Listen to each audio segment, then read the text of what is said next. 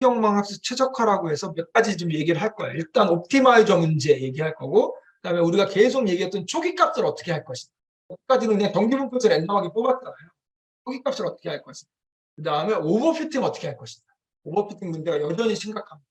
오버피팅 어떻게 할 것인가. 이 세 개 정도에 대해서 얘기를 하려고 합니다. 지금 보면 우리 확률적 경사각법이 이렇게 썼죠? W라는 게 있는데 요거는 그거에 이제 요런 이제 W가 그렇게 써진 이유는 행렬이기 때문에 그렇습니다. 그냥 하나의 숫자라고 보고 개념적으로 이해하셔도 돼요. 에타가 그 학습률 러닝 레이트고 미분 기울기를 이렇게 연산해서 뺀 다음에 새로운 W로 갱신한다. 이게 확률적 경사각법. 전체를 다 쓰는 경사각법은 아예 쓰질 않아요. 네, 10,000개 한 번에 하는 거 안 씁니다. 100개씩 배치로 하는 걸 씁니다. 얘를 구현을 하면 이렇게 되는 거죠. 네, 업데이트 할 때 이걸 그대로 여기다가 적용을 하면 이게 경사각법을 구현한 코드라고 보면 돼요. 그럼 반점을 한번 볼게요. 만약에 이런 수식이 있다고, 이게 코스트 펑션이 이거란 얘기예요. W, XY가 아니라 W란 얘기고, 그래서 이렇게 20분의 1 뭐 어쩌고저쩌고 돼 있는 거를 그림을 그리면 이렇게 생겼대요. 등고선이 위에서 본 거면 이렇게 생겼어요. 그래서 얘를 기울기를 쭉 구해보면 이렇게 생겼습니다. 여기서는 이쪽으로, 여기 기울기가 급하죠? 밑으로 내려갈수록 완만해집니다. 근데 문제는 뭐냐면 요 같은 라인, 요 x, y 이퀄 0인가요 지금? y가 0이죠? 요 같은 라인의 기울기가 다 같다는 거예요. 방향이 지금 그렇게 된다는 거죠. 그게 지금 문제이고. 그래서 이런 경우에 우리가 SDG를 가지고 SDD를 가지고 경사각법 갖고 초기값을 여기를 주고 이 기울기로 계속 갱신을 시켜 나가면 학습이 이렇게 돼요. 여기서 일로 왔다, 일로 왔다, 일로 왔다, 일로 왔다, 일로 왔다 이렇게. 사실 우리 같으면 사람 같으면 여기로 목바로 쭉 이렇게 찾아가면 되잖아요. 중앙을 향해서. 근데 얘는 그렇게 못하고 여기서 일로 갔다, 일로 갔다, 일로 갔다, 일로 갔다. 이렇게 학습이 이루어집니다. 이게 큰 문제라는 거. 그래서 이 수식을 이 경사각법 이 수식을 이렇게 바꾼 거예요. 모멘텀이라는 개념을 도입을 해서 이렇게 바꿨어요. 이 두 단계로. 개념은 뭐냐면 원래 여기까지가 우리 경사각법이었잖아요. 에타에다가 기울기 곱해서 뺀 거. 근데 여기가 그냥 바로 다이렉트 W가 아니라 알파 V라는 값을 중간에 하나 주고 그거를 V로 구한 다음에 여기다가 더해준 겁니다. 그러니까 결국 얘가 여기로 들어오는 거하고 똑같죠, 지금? 얘가 여기로 들어오는 거하고 똑같습니다. 자, 이거를 가만히 한번 우리가 이 수식을 이해하기를 한번 해보면 이렇게 한번 해볼게요. 만약에 이게 계속 같은 방향이라고 한다면, 같은 방향으로 한다면, 예를 계속 같은 방향이라고 한다면, 그래서 V가 10이었어요. 그러면은 그 다음에 또 10이에요. 그러면은 이게 W가 계속 커지는 쪽으로 가요. W가 점점 커지는 쪽. 근데 만약에 이 값이 이 기울기가 해야 할까요? 지금 대충 하고 가려고 그랬는데 어떨까 모르겠습니다. 자세히 한 게 맞는 건지 대충 하는 게 맞는 건지.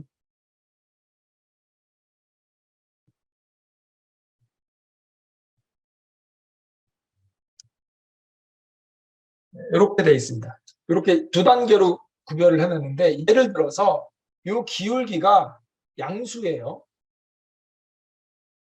계속 양수라고 해요. 계속. 그럼 예를 들어서 뭐 10쯤 됐다고 해볼게요. 그러면 여기가 뭐 만약에 뭐 100이었어 최초에. 그러면 100 빼기 10이니까 뭐 1이라고 보고 대충. 그러면 90이 되겠죠. 그럼 얘가 90이 될 거예요. 그래서 여기에 W에 갱신이 되겠죠. 다음에 또 왔을 때 얘가 또 양수예요. 그러면 원래 얘가 90으로 바뀌고 또 양수니까 10을 빼면 또 80이 되겠죠. 이렇게. 그럼 얘가 80이 될 거예요. 그럼 또 80이 돼서 계속 갱신이 될 거예요. 그런데 만약에 얘가 요번에 음수가 됐어요. 음수 10이 됐어요. 그러면 10 음수니까 여기 양수가 되죠. 이 전체 값이. 그러면 80에다가 얘가 더해줘야 되니까 요번엔 다시 90으로 갑니다. 얘가 다시 90으로 올라가요. 그러면 얘가 90이 되죠. 이렇게.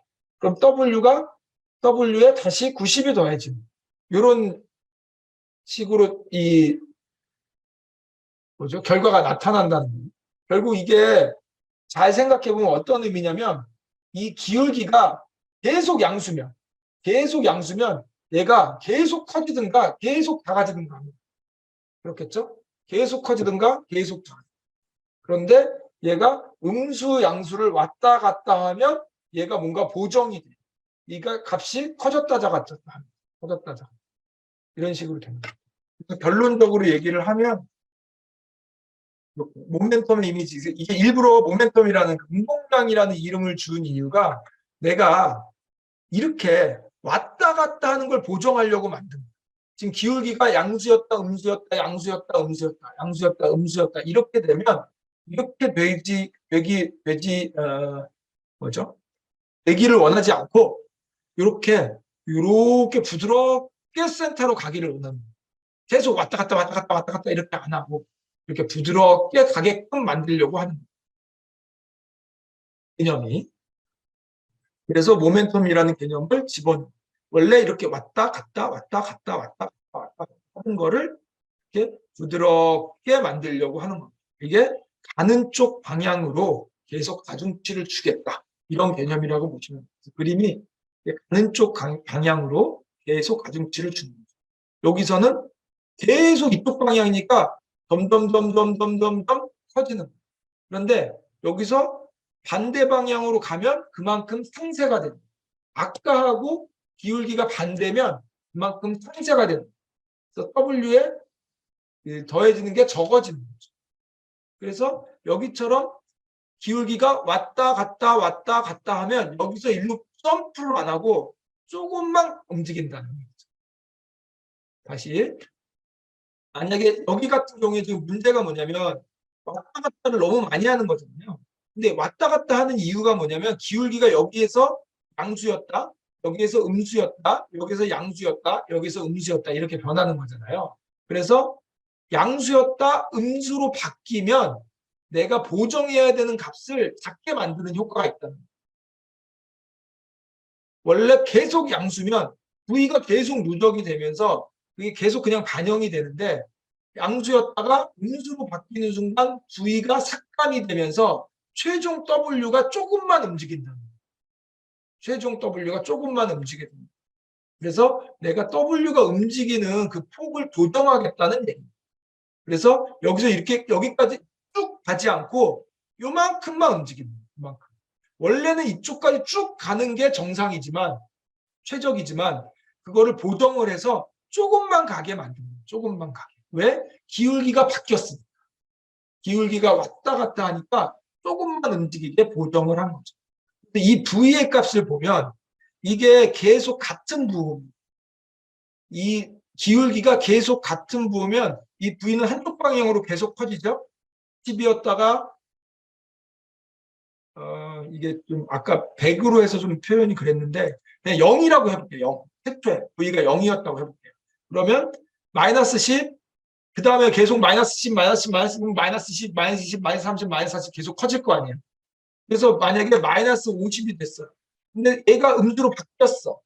그러면 마이너스 50이었다가 플러스가 되면서 마이너스 40이 줄겠죠. 그러면 W에 더해지는 값이 같은 부호일 때는 점점 커지는 값이 적용이 되고 부호가 바뀌는 순간 보정이 돼서 W 값이 작아지는 거예요. 보정값이 크게 움직이는 거예요. 그래서 결국에는 이게 같은 부호일 때는 W가 헉 이렇게 움직이는 거예요. W를 얘기하는 거예요. W. 그리고 부호가 왔다 갔다 하면 조금씩 움직여요. 조금씩. 갔다가 조금 덜 움직여요. 보정을 받았어요. 그래서 원래 여기 있던 값이 일로 가는 게 정석이지만 부호가 바뀌었기 때문에 조금만 간다는 W가 작게 움직입니다. 그 효과를 반영한 게 이렇게 됩니다. 이렇게 부드럽게 갈 수 있게끔. 너무 왔다 갔다 하면 이걸 보정하는 그런 개념이라고 보시면. 이게 모멘텀의 기본적인 개념이에요. 그래서 모멘텀이라는 게 운동량이잖아요. 그래서 반성의 법칙이라고 생각하시면 돼요. 가는 쪽 방향으로 계속 가려고 한다는 거죠. 그래서 얘 같은 경우에 이 수식의 의미를 보면 이게 부호가 같은 방향이면 계속 많이씩 움직여. 반성에 의해서 가는 방향으로 계속 가. 이런 거고, 만약에 부호가 음수로 바뀌는 순간, 반대 부호로 바뀌는 순간 멈춰봐. 이렇게 하는 거죠. 그래서 쭉 가는 게 이제 약간 좀 멈춰지는 이런 느낌으로 고정을 하는. 이게 모멘텀 개념이고 기본 수식은 요거예요. 요걸 적용을 하면 그대로 여기다 수식에다 넣은 거예요. 수식. 조금 복잡해졌지만 뭐 수식을 그대로 구현한 거라고 보시면 돼요. 실제로 요거를 적용을 하면 초기값을 똑같이 줘도 이렇게 아까보다는 조금 빨리 학습이 되겠죠. 이때는 엄청 오래 걸려야 학습이 되는데 지금은 그래도 빠르게 학습이 되고 있는 이렇게.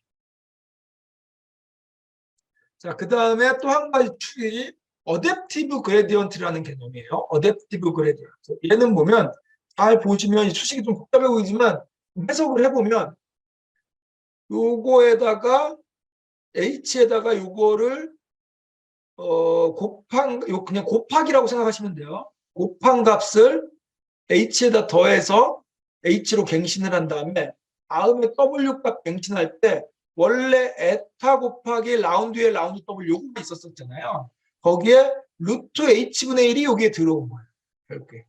그렇죠? 그러면 루트 h분의 루트 빼고 그냥 h분의 1이라고 할게요. 그럼 결국엔 뭐예요? 내가 w를 보정해 줘야 되는 요번에 조금 움직일 거잖아요. 조금 움직이려고 하는데 그 보정해 줘야 되는 값이 h가 클수록 작아지겠죠. h가 클수록 작아지잖아요. h가 분모에 있으니까. h가 클수록 내가 보정해 주려고 하는 값이 작아질 거예요. 내가 여기서 있으면 여기서 w였는데 요만큼 움직이려고 해요. 요게 보정값이잖아요. w를 갱신값인데 갱신을 요만큼을 하려고 하는데 원래 w 빼기 에타의 라운드 l의 라운드 w였잖아요. 근데 요 사이에 h분의 1이 들어온 거예요. 루트가 들어갔지만. 그러면 h가 크면 클수록 요 값이 작아지는 거잖아요. 그러니까 원래 w에서 이만큼 가는 걸 이만큼만 가게 만드는 거죠. 결국 내가 w를 한 스텝 움직일 때 얼만큼 움직이냐를 h가 조절하고 있는 거예요. 근데 h는 어떻게 구해지나를 보면 h는 원래 값 h에다가 그거를 그 미분값을 곱한 거를 더해주고 있어요. 미분값을 곱한 거를 더해주고 있어요. 무슨 뜻이냐면 h는 계속 누적되고 있다. h는 계속 누적되고 있어요. 이 값이 커지면 계속 학습이 진행될수록 h가 계속 누적되죠. 물론 음수양수 빼고 일단 이게 이제 기울기가 음수면 조금 다른 얘기지만 어쨌든 이게 계속 누적이 되고 있잖아요. 그래서 여기 중간에 있는 곱하기는 매덕이 아니라 그냥 곱하란 얘기예요. 그래서 그냥 각각 W1, W2, W3 각각 따로따로 보겠다는 얘기입니다. 따로따로. 그래서 그냥 숫자라고 보시면 돼요. 곱하기라고 보시면 돼요. 그래서 아까 구한 미분 기울기 값을 두 개를 곱한 거를 H가 계속 누적이 되고 있어요. 결국 무슨 얘기예요, 얘는? 처음에는 H가 작겠죠. 근데 갈수록 H가 커지겠죠. 그러니까 처음에는 스텝이 크다가 학습이 진행될수록 스텝이 작아진다. 그런 뜻을 갖고 있습니다. 근데 여기서 또 문제점이 뭐냐면 이걸 그냥 적용하면 또 어떤 문제가 발생하냐면 학습이 어느 정도 가서 멈추면 되는데 굉장히 오래 학습이 될 수 있잖아요. 상황에 따라서. 그러면 이 H값이 너무 커지는 거예요. 그럼 이 전체가 0에 접근해 버리죠. 분모가 무한대로 가버리니까. 분모가 너무 커지니까 전체 값이 0이 되죠. 그러면 W가 갱신이 안 됩니다. 가다가 너무 조그매지는 거예요. 너무 조그매.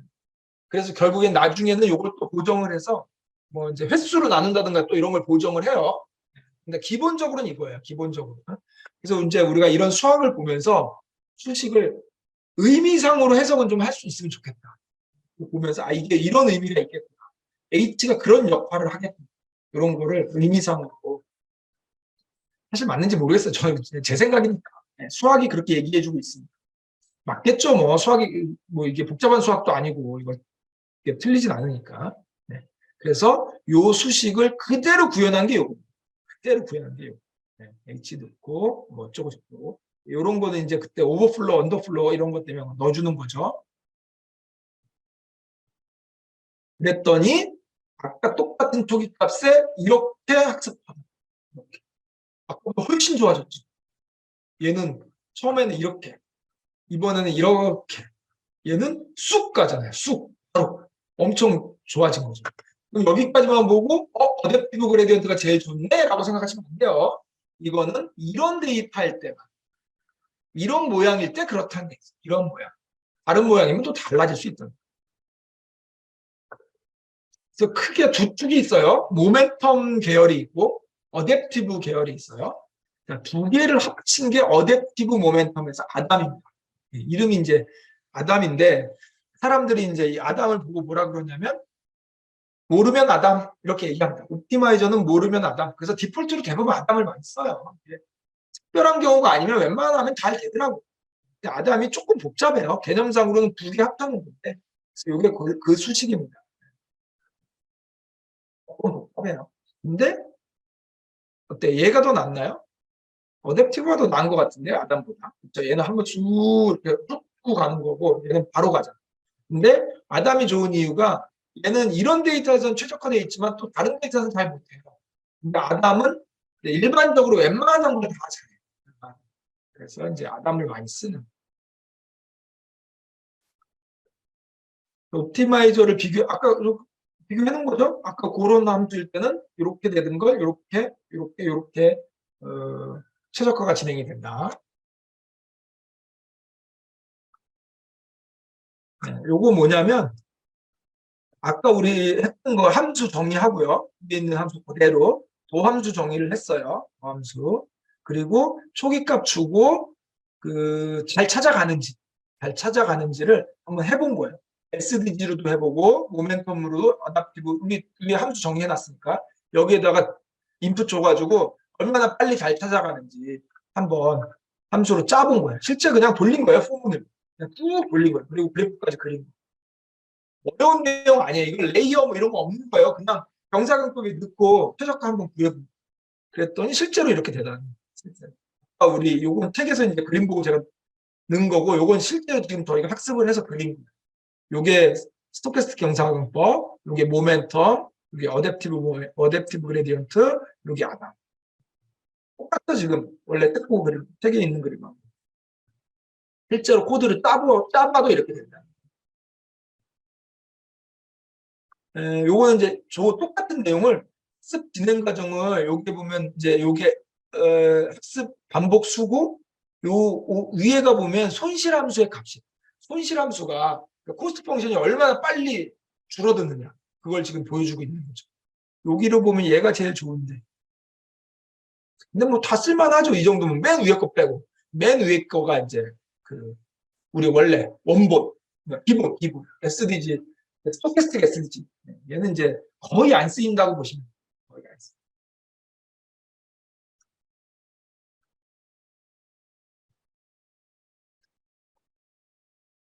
요거 실제로 학습을 한 거죠 지금 이터레이터 이렇게 해가지고 모멘텀, 어댑티브 그레디언트, 아담 이렇게 이터레이터 100번일 때, 뭐 200번일 때 이렇게 어떻게 되는지 숫자로 지금 보여주고 있는 그림까지 그려주나? 그림은 안 그리는 것 같죠? 네, 실제 데이터 읽어서 그 옵티마이저를 우리 앞에서는 그냥 그 경사근법 쓴 거예요. 네, 근데 이번에는 이런 옵티마이저를 이용해서 한번 해보는 거죠. 좀 걸릴 것 같은데 몇 번까지 하나? 1000번까지 하나?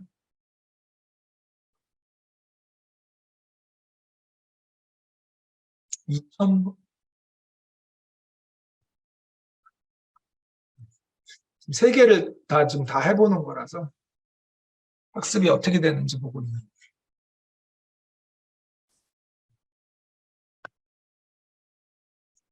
이거는 결과 끝까지 한번 볼게요. 저희 그림까지 한번 그려보고 싶어서.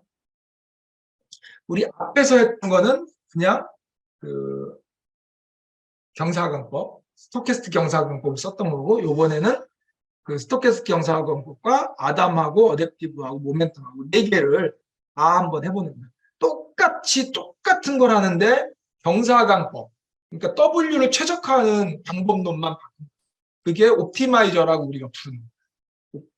옵티마이저를 뭘 쓸래? 네, 다 됐네요. 자, 요걸 가지고 요게 그림을 그린 거죠. SDG가 파란색. 네, 제일 못했죠. 제일 못했습니다. 얘는 늦게 학습이 되는 것보다 더 문제가 뭐냐면 결국 수렴을 안 한다. 결국 로스가 안 줄어들잖아요. 얘네들은 어쨌든 좀 뭐 어떤 게 빨리 되냐 어떤 게 천천히 되냐는 있지만 결국 수렴을 하죠 지금. 근데 얘는 지금 거의 못 내려오잖아요. 이런 게 좀 문제인 거죠. 그리고 얘는 이제 로컬 미니멈에 빠진 거죠. 여기서 더 이상 못 내려가고 있는 거예요. 얘네들은 어쨌든 끝까지 찾아 내려가는 거예요. 그래서 옵티마이저를 뭘 쓰느냐도 굉장히 중요하다. 크게 어려운 건 없습니다. 이런 내용이에요. 우리 아까 그 모델에서 그럼 어디를 바꾼 건가? 이것만 생각하시면 돼요. 어디를 바꾼 건가? 자, 그 다음에 초기값 얘기. 계속 얘기했던 초기값. 초기값을 어떻게 할 것인가. 여태까지는 우리는 어떻게 했냐면 그냥 정규분포에서 뽑았습니다. 그런데 이제 이걸 연구한 사람들이 있어요. 연구한 사람들이 있는데 제일 유명한 게 뭐냐면 사비에르. 아마 프랑스 쪽 사람이었던 것 같아요. 그때 그랬던 것 같아요. 사비에르라는 사람이 있고 그다음에 이 사람 이름이에요. 초기값. T라는 사람이 있어요. 이 두 사람께 제일 유명한데 결론부터 말씀드리면 시그모이드나 하이퍼블릭 탄젠트는 사비에르께 잘 맞고 렐루는 히초기 값이 잘 맞더라. 이게 정설입니다. 통상적으로. 근데 우리 대부분 신경망은 렐루 쓰잖아요. 그래서 거의 히가 잘 맞는다. 이렇게 그냥 생각하셔도 돼요. 그래서 아마 히초기 값이 거의 디폴트로 아마 패키지들에는 들어가 있습니다. 그래서 한번 해보면 시그모이드 우리 쓸 거니까 함수로 만들고요. 렐루도 만들게요. 하이퍼블릭 탄젠트도 만들고 그리고 나서 이게 지금 그림 그려보는 거죠. 학습되는 과정을 지금 뽑아가지고 이렇게 그림을 그려보려고 하는 겁니다.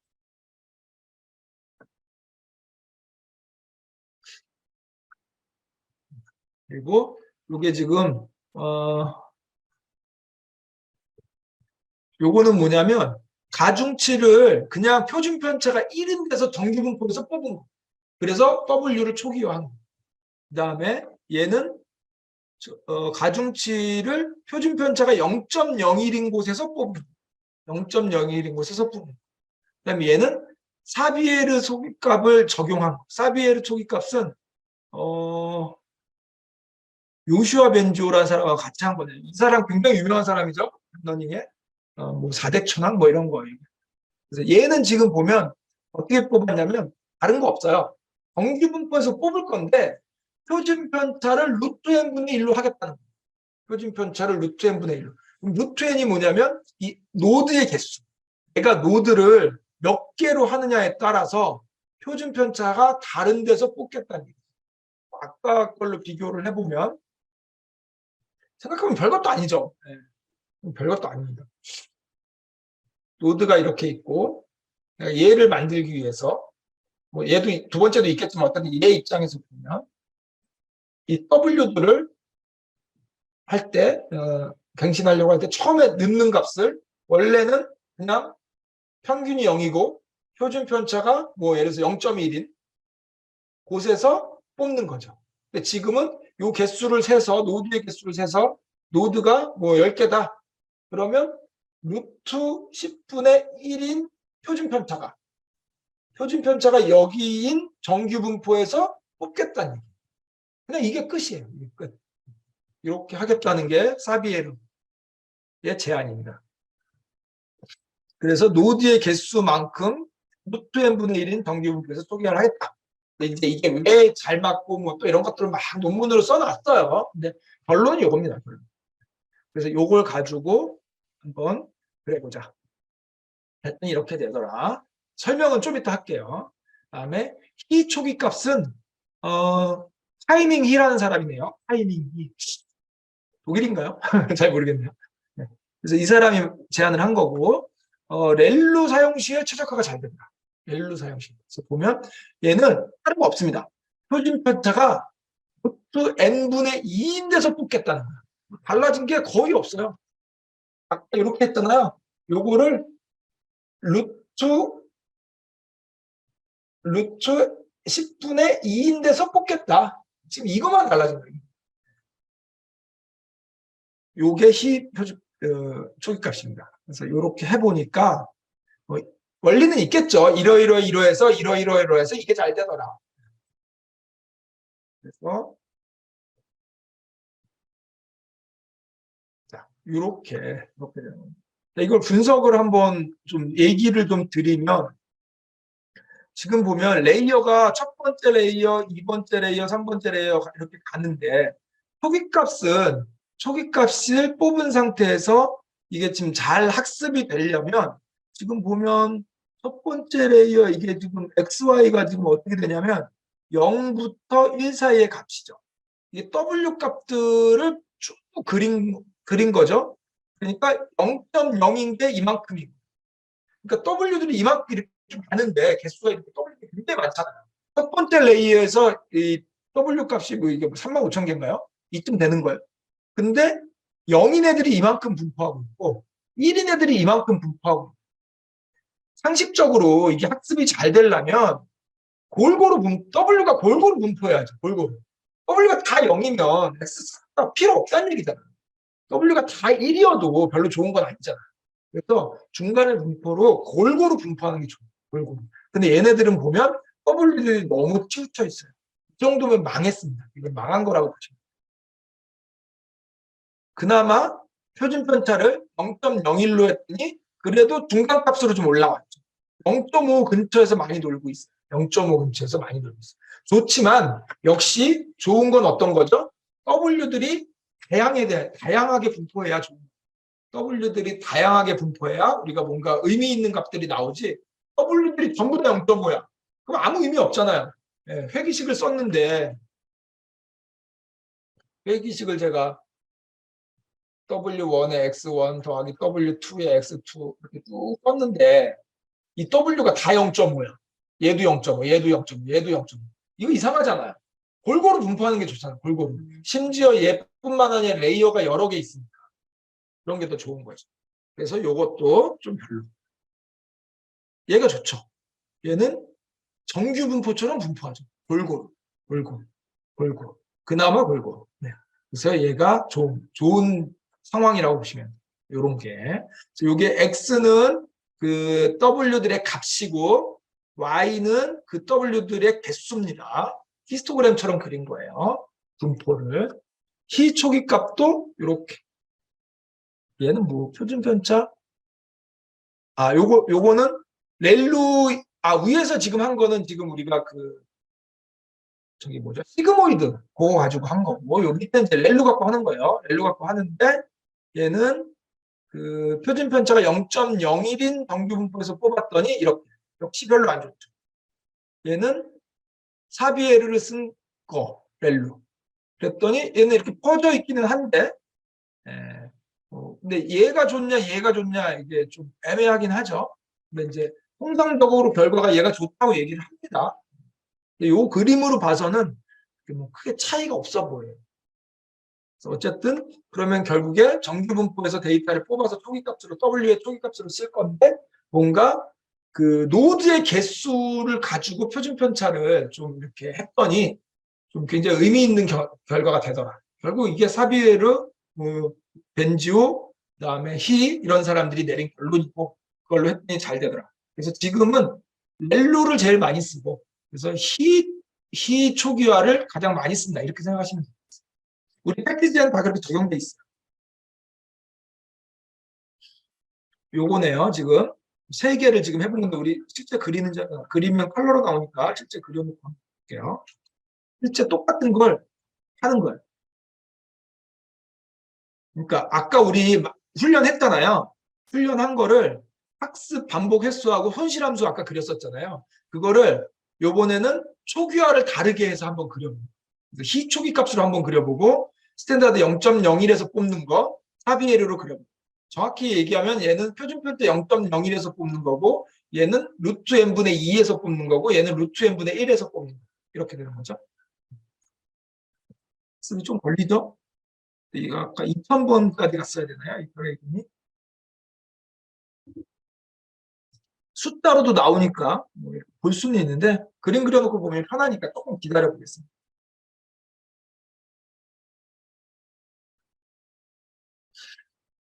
초기 값을 뭘로 하는지도 굉장히 중요한 얘기. 왜냐면 결과에 너무 영향을 많이 미친다.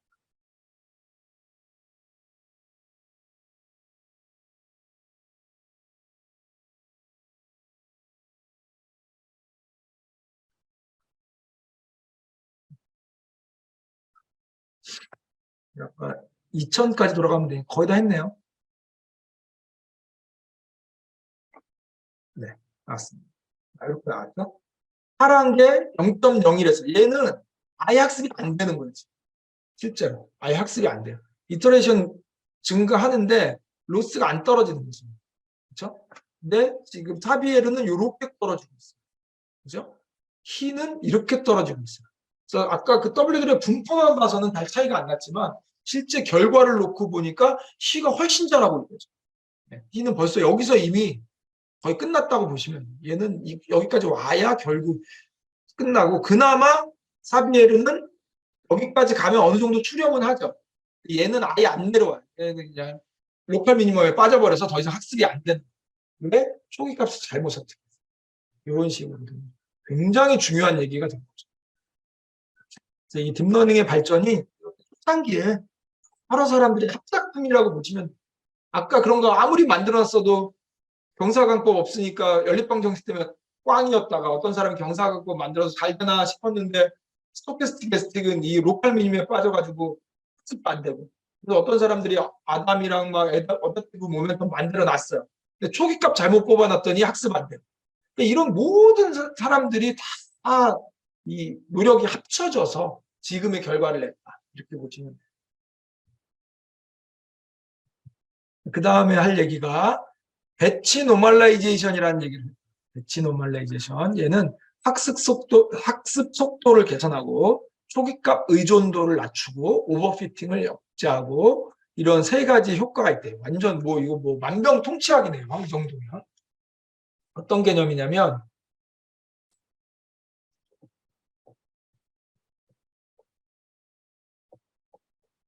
이렇게 레이어가 있어요. 여기서 배치 100개를 넣었어요. 100개를 넣었어요. 그럼 데이터들이 X가 쭉 들어오겠죠. 그러면 여기 W 초기화를 했어요. W 초기를 했어요. 그리고 나서 이 값을 넘어가는 값을 일로 넘어가는 값을 정규화를 하겠다는 거예요. 그러니까 예를 들어서 이렇게 생각하시면 돼요. 그래서 얘가 1보다 큰 값이 나올 수 있나? W가? 나올 수 있죠? 네. 그래서 여기에 W가 12, 20 이런 값들이 나왔다고 하면 1로 넘어갈 때 넘어가는 값이죠? W가 아니라 넘어가는 값인데?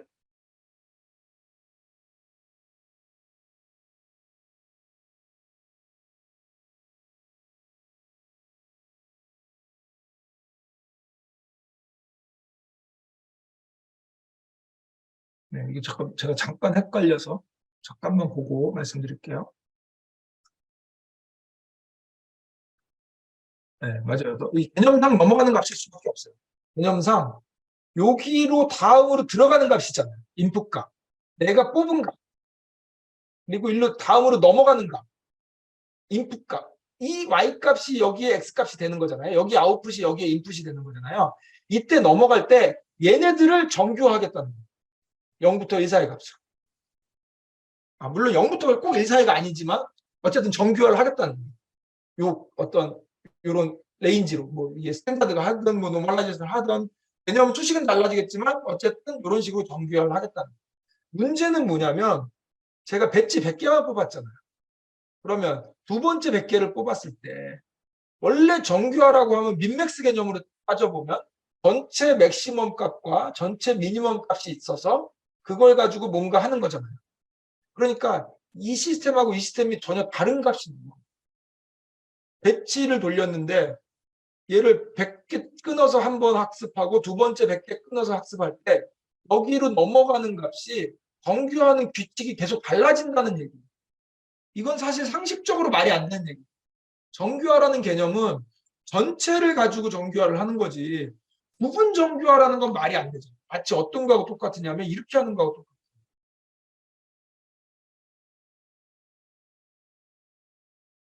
데이터가 이렇게 있는데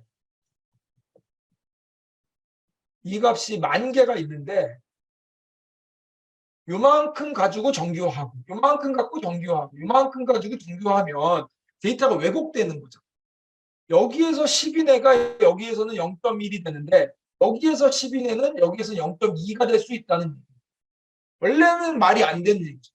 부분 정규화라는 건 말이 안 돼요. 근데 얘는 그렇게 하겠다는 거예요. 그래서 배치가 넘어오면 그 배치만 갖고 정규화해서 다음 아웃풋으로 인풋으로 넘겨주겠다. 여기서 또 하면 또 여기서 정규화해서 또 넘겨주고 한 번 넘어갈 때마다 계속 부분 정규화를 하겠다. 다음에 배치 100개 들어오면 또 그 규칙대로만 배치 정규화를 해서 넘기고. 그러니까 어떻게 보면 그냥 논리적으로 보면 수학적으로 보면 말이 안 되는 얘기예요. 정규화는 이렇게 하면 안 돼요. 그런데 얘는 이렇게 하겠다는. 근데 그렇게 했더니 결과가 좋더라. 이렇게 나오는 거죠. 뭐 답 없는 거죠. 결과가 좋으면. 이게 약간 어떤 느낌이냐면 노이즈를 걸러주는 느낌도 있고 그다음에 이제 오버피팅은 일단 테마가 차를 좀 무디게 만드는 거예요.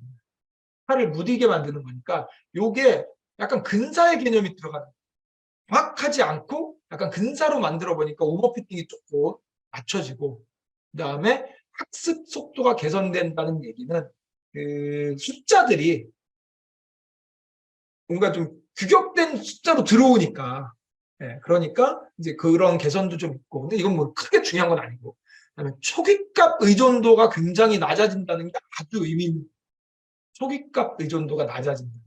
처음에 어떤 값으로 시작했는지에 따라서 큰 차이가 안 나요. 이거는 굉장히 의미 있는 얘기입니다. 네. 뭐 이유는 여러 가지가 있는데 일단 그냥 개념상으로 보고 결론만 얘기해보겠습니다. 그래서 원래 2가 들어오면 우리 어파인 계층하고 렐로 보내고 어파인 계층하고 렐로 했잖아요.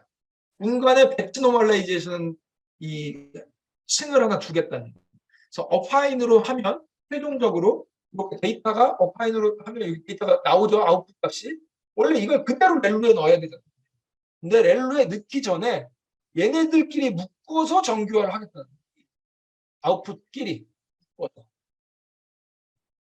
그래서 요게 층이 하나씩 늘어난 거죠. 요거 무슨 말인지 알죠? 얘네들끼리 묶는다는 말이 예쁘게 좀 예쁜 거 알죠?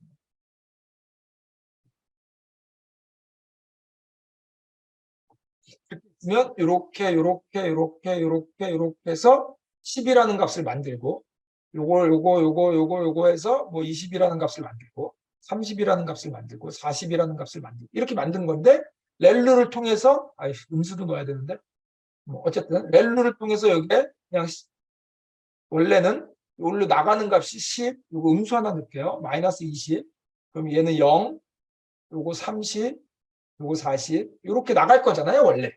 근데 여기 렐루에 넣기 전에 요 사이에다가 층을 하나 더 만들어서 10을 그냥 렐루에 태우지 않고 정규화한 값으로 바꾸겠다는 거예요. 정규화는 어떻게 하냐면 10, 마이너스 20, 30 얘네들의 값으로 정규화를 해서 얘는 0.1로 만들고 예를 들면 얘는 뭐 마이너스 0 조금 다르게 나타나기 위해서 0.2로 만들고 얘는 플러스 0.1로 만들고 뭐 예를 들면 얘는 0.3 얘는 0.4 이렇게 만들어서 요걸 렐루에 넣어서 하겠다는 거예요. 그럼 결과가 아까는 이렇게 되는데 얘는 0.2 얘는 양수가 돼버렸으니까 이제는 1.0 얘는 0.3 0.4 이런 식으로 아웃풋이 나가겠죠. 이 아웃풋이 다시 얘네들의 인풋이 된다는 얘기예요. 이렇게 중간에 한번 뭔가 층을 하나 더 두겠다는 거예요. 얘네들의 전체 노드를 가지고 정규화한 값을 넣겠다. 원래 말 안 됩니다. 이렇게 하면 안 돼요. 근데 이렇게 뭔가 좀 칼을 무디게 해서 이런 여러 가지 효과를 낼 수 있다는 거죠. 이거는 어떻게 보면 개념상으로 이거를 논리적으로 생각을 해서 만들었을까? 아니면 이것저것 해보다가 잘 되네 이렇게 해서 발견했을까? 저는 후자 쪽이 아닐까 싶긴 해요. 이게 약간 논리적으로 보면 약간 말이 안 되는 개념이라서 이런 거 저런 거 생각하다가 될까 하고 해보지 않았을까 이런 생각이 좀 듭니다. 완전 개인적인 추측. 그래서 배치정규화의 수식을 좀 보자. 복잡하죠. 배치정규화는 생각보다 복잡합니다. 이렇게 해서 x가 들어오면 이렇게 해서 뭔가 서메이션한 값을 구하고 그다음에 그 서메이션한 값으로 뭔가 빼서 뭔가 정규 분포의 그런 거하고 좀 비슷하죠. 네. 평균의 개념이죠. 이게 지금 평균을 구한 다음에 내 값에서 평균을 빼요. 그리고 제곱해서 만들고 그거를 마치 표준편차처럼 뭔가 이렇게 쓰는 거죠. 2는 뭐 그냥 엡실론은 그냥 그 여러 가지 수학적인 오버플로우나 이런 것 때문에 넣은 것 같고 결국 느낌을 보면 약간 스탠다드 노멀라이제이션하고 비슷한 느낌인데 조금 다르게 만든 그런 거라고 보시면 돼요. 그래서 요거를 이제 우리가 좀 조정을 할 수 있는 게 있어야 되죠. 그래서 여기에 이제 스케일하고 쉽트라는 게 있는데 결국 개념상 보면 뭐냐면 스케일은 정규 분포의 표준 편차. 표준 편차를 크면 넓게 분포하고 좁으면 빼촉하게 분포하죠. 그다음에 쉽트는 개념이 뭐냐면 0을 기준으로 하잖아요, 보통. 근데 0을 기준으로 할래, 1을 기준으로 할래. 이건 평균을 옮기는 이런 개념이죠. 그 두 개를 우리가 옵션으로 줘가지고 뭔가 좀 조정을 하겠다. 이런 얘기죠. 그래서 감마를 1, 베타를 0으로 해서 학습을 시작하고 학습이 진행됨에 따라서 이렇게 조정을 하겠다는 거예요. 그러니까 뭔가 좀 학습이 계속 진행이 되면 첫 번째 학습할 때랑 두 번째 학습할 때 정규화를 다르게 하겠다는 거예요. 이것도 원래 개념적으로 보면 이상하잖아요. 정규화를 하는데 표준을 계속 규칙을 바꾸겠다는 게 원래는 말이 안 되는 거예요. 해보니까 잘 돼서 해보니까 잘 돼서. 그래서 여기 보면 학습 속도가 사실 학습 속도가 좋아졌다는 얘기는 빨리 최적화된다는 얘기죠. 빨리 최적화. 학습이 빨리 된다는 게 아니라 빨리 최적화된다는 얘기죠. 최적화에 빠르게 도달한다는 얘기죠. 액큐러시가 빨리 올라간다는 얘기죠. 이게 배치 노멀레이션은 한 게 실선이고 안 한 게 이거니까 이건 천천히 올라가는데 얘는 빠르게 올라가는 거죠. 이게 중요한 그 포인트고 그다음에 가중치에 따라서 지금 그 가중치를 뭘로 줬느냐에 따라서 그 어떤 애들은 큰 차이 없지만 어떤 애들은 이런 애들은 지금 가중치를 이렇게 주면 아예 학습이 안 돼요 지금 이런 애들. 근데 얘들은 빠르빠르 돼. 그러니까 가중치를 좀 잘못 줘도 이상하게 줘도 그 로컬 미니멈이 안 빠지고 잘 가더라는 거죠.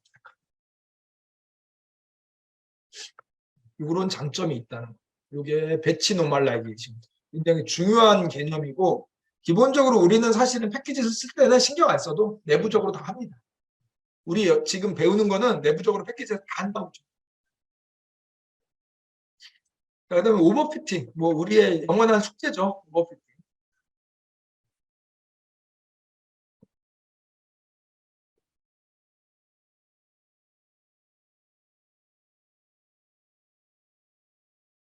그림 보고 말씀을 드릴게요.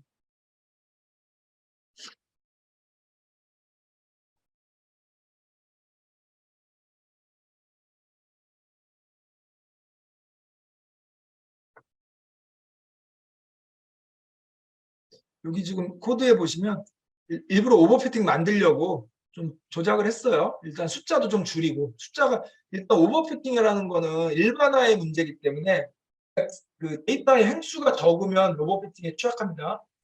제일 좋은 건 데이터가 무한대게 있으면 오버피팅 없어요. 전혀 없습니다. 그래서 데이터가 많을수록 물론 데이터가 깨끗하면 적은 데이터에서도 오버피팅이 안 나타나지만 똑같은 조건이라면 데이터가 많을수록 오버피팅은 사라집니다. 이건 그냥 기본 원칙이라고 보시면 돼요. 생각해보면 우리가 규칙을 찾는 거니까 무한대의 데이터를 갖고 있으면 모든 규칙을 다 찾은 거죠. 근데 우리가 무한대의 데이터가 없고 우리가 여태까지 못 본 새로운 패턴의 데이터가 들어올 때 오버피팅이 생기는 거니까 오버피팅을 만들려고 데이터를 300개로 줄였네요. 음,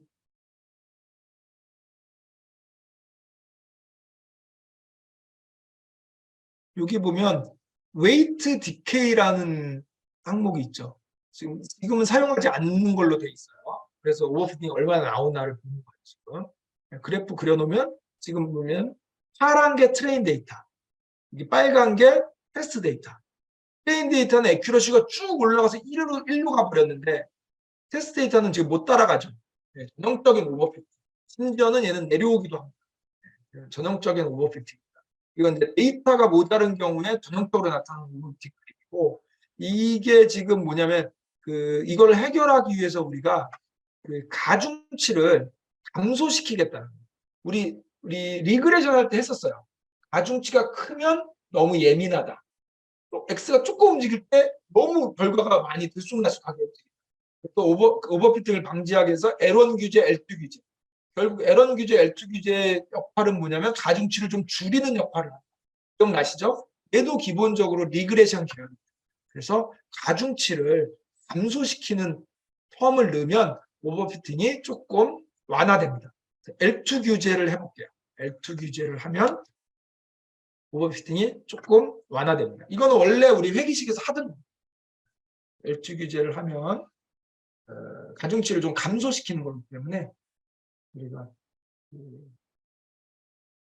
오버피팅을 좀 방지할 수 있어요. 여기 보면 웨이트 디케이 람다라고 돼 있죠. 네, 가중치를 좀 줄이겠다는 얘기입니다.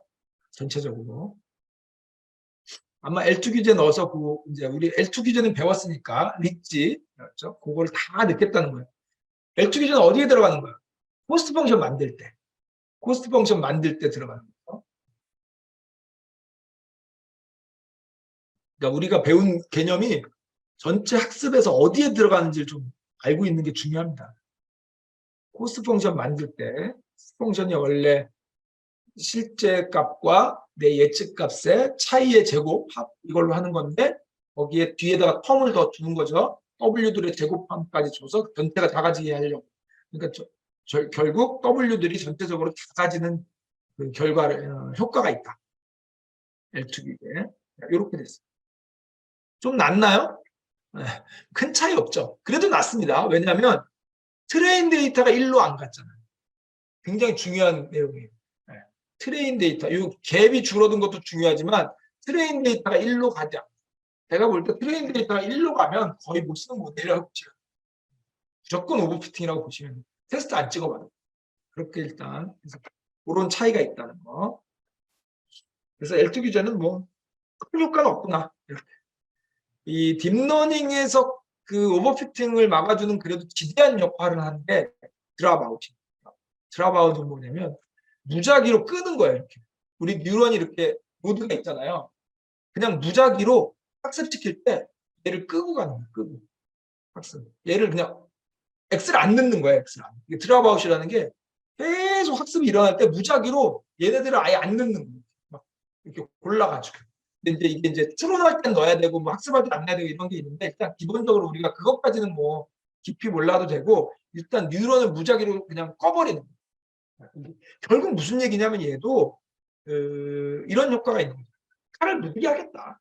칼을 무디게 하겠다. 이런 효과가 있는 거고 생각해보면 이런 효과가 있는 거죠. 제가 첫 번째 학습할 때는 이렇게 껐어요. 두 번째 학습할 때는 무작위로 끄니까 얘는 살아나고 얘가 꺼지겠죠. 세 번째 학습할 때는 얘가 꺼지고 얘가 살아나겠죠. 결국 뭐예요?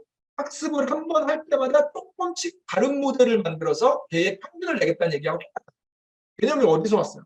랜덤 포레스트. 랜덤 포레스트가 하나 가지고 하면 오버피팅이 크니까 100개의 트리를 만들어서 평균을 낼 건데 하나의 트리를 만들 때 X도 다 안 쓰고 무작위로 뭐 10개 중에 7개만 쓴다든가. 그다음에 그 행도 10,000개 있으면 뭐 이렇게 랜덤하게 몇 개만 뽑는다든가.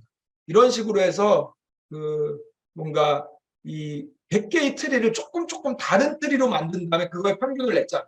이게 랜덤 포레스트의 그 가장 장점이고 오버피팅을 방지하는 효과, 굉장히 큰 효과를 본 거죠.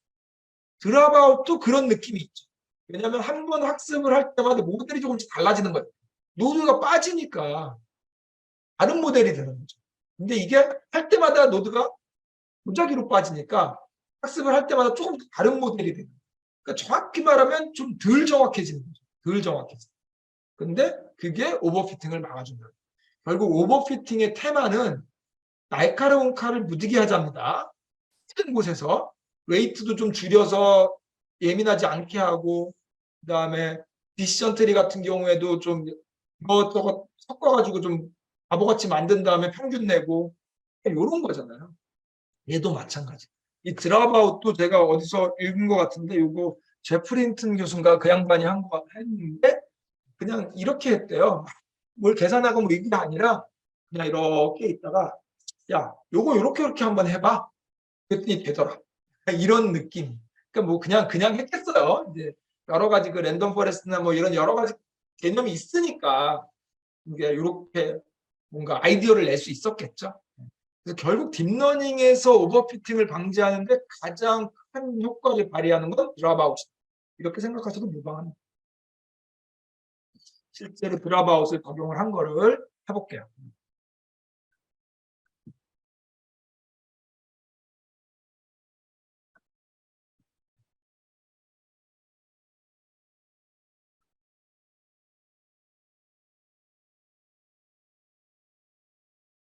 학습을 하고 있습니다, 지금. 아까 폭이 몇 개까지 들어갔나요? 200개? F폭 200. 실제로 학습 엄청 많이 하는 거죠. 네, F폭 200개면 아직 멀었네. 이제 100개도 안 했네요.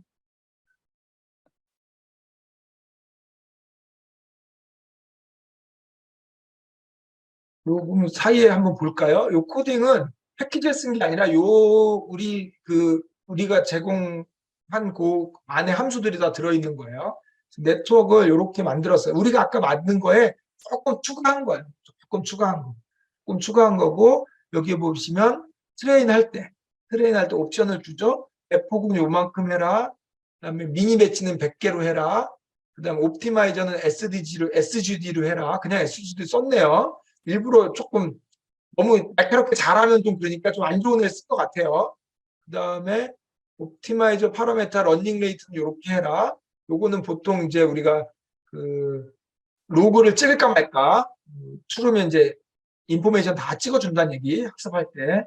요 정도로 지금 학습을 시킨 거죠. 드랍아웃은 여기 있네요. 드랍아웃은 true로 하고 드랍아웃의 레이시오는 0.2. 0.15. 뭐야? 이건 두 번째 걸 쓰겠다는 얘기죠, 지금.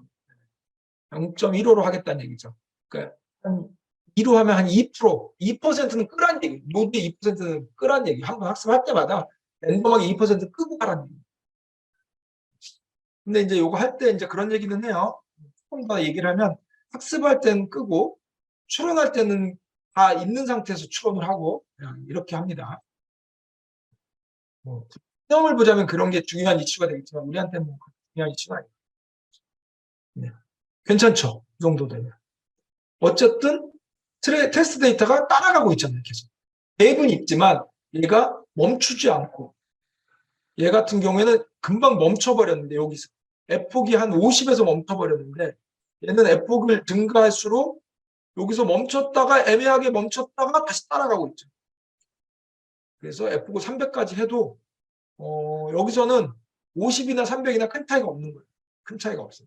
여기는 F폭을 계속 올리니까 테스트가 계속 따라가고 있는 그런 겁니다. 그래서 드랍아웃이 꽤 효과를 발휘합니다. 그래서 요거는 지금 그 하이퍼파라미터 학습률하고 L2 규제를 적용한 거에 따라서 어떻게 바뀌고 있나 이런 걸 보여주고 있는데 요런 애들은 뭐 망했네요. 요런 애들이 좀 잘 된 것 같아요. 결국 이 학습률이 중요하다는 얘기죠. L2 규제도. 네, 뭐 이런 건 그냥 참고적으로 보시면 됩니다. 정리를 하면 저희 뭐 했어요 요번에? 정사강법을 여러 가지 종류, 모멘텀과 어댑티브, 그레디언트 요 개념은 크게 두 줄기가 있다는 거. 그거의 조합. 요걸 저희가 옵티마이저라고 부른다는 거. 그럼 요 옵티마이저는 언제 쓰는 거냐? 웨이트를 갱신시키는 방법의 경사강법을 쓰는데 그 경사강법을 어떤 식으로 쓸 거냐? 요거죠. 그다음에 가중치의 초기값을 정하는 올바른 정하는 것은 중요하다. 그래서 보통은 정규분포에서 뽑는데 그 표준 편차를 우리가 그 사비에르 루트 n분의 1, 그다음에 희초기값 루트 n분의 2 요거죠. 그래서 일반적으로 알려져 있기를 사비에르는 시그모이드하고 하이포글리탄젠트에 좀 적합하고 키 초기 값은 렐루에 적합하다. 이렇게 알려져 있다는 거. 그다음에 배치 정규화를 이용하면 굉장히 많은 좀 이득이 있다는 거. 오버피팅 같은 경우에는 이제 여러 가지가 있는데 여전히 문제가 많습니다. 이걸 해도 여전히 데이터가 많아야 돼요. 결국엔. 그래서 그나마 이제 드랍아웃이 좀 역할을 하더라. 하이퍼 파라미터는 이제 이렇게 여러 가지가 있겠죠? 이거를 저희가 잘 조정을 해서 최저값을 찾아서 넣어야 됩니다. 이렇게 생각하시면 됩니다. 맞습니다. 오버피팅 발생하지 않으면 드랍아웃 조정할 필요 없어요. 오버피팅, 드랍아웃은 말 그대로 칼끝을 무디게 하는 거라서 드랍아웃은 오버피팅을 방지하는 용도로만, 오로지 그 용도로만 저희가 하는 겁니다. 오버피팅을 방지하는 가장 좋은 방법은 사실은 데이터를 왕창 모으는, 데이터가 많으면 오버피팅이 줄어듭니다. 거의. 근데 데이터가 깨끗하지 않으면, 잘 나눠지지 않으면 어차피 학습이 안 될 테니까, 언더피팅일 테니까. 그래서 그러면 굳이 그걸 저희가 오버피팅이라고 얘기하지 않거든요. 학습이 안 되는 건 아예 안 되는 거예요. 근데 트레이는 잘 되는데 테스트가 잘 안 된다. 이걸 오버피팅이라고 부르는 거예요. 이건 결국 일반화의 문제이기 때문에 얘는 제가 볼 땐 빼박이에요. 데이터가 많아야 돼. 내 모델 대비, 내 데이터의 어떤 패턴이 복잡한 거 대비 데이터가 많으면 해결 가능하다. 이렇게 생각하시면 되고. 요즘 아시겠지만 텍스트 분석이 엄청 힘을 발휘하고 있잖아요. 뭐 버트 이후에 트랜스포머 이후에 버트 뭐 이렇게 막 하고 있는데 GPT-3, GPT-2, GPT-3 이렇게 나오는데 결국 그때도 한번 말씀드렸지만 알고리즘이 어마무시한 게 나온 게 아니라 데이터를 무지막지하게 때려넣고 있다. 이렇게 보시면 돼요. 결국에 요즘에 거의 그 싸움이라고 하더라고요. 근데 이게 단순하게 데이터를 때려넣기만 하면 되는 게 아니죠. 네. 계산도 빨리 해야 되고 여러 가지 그거를 데이터를 많이 넣기 위해서 기술적인 요소들이 엄청 많아집니다. 그게 이제 요즘에 뭐 어떻게 보면 툴이죠.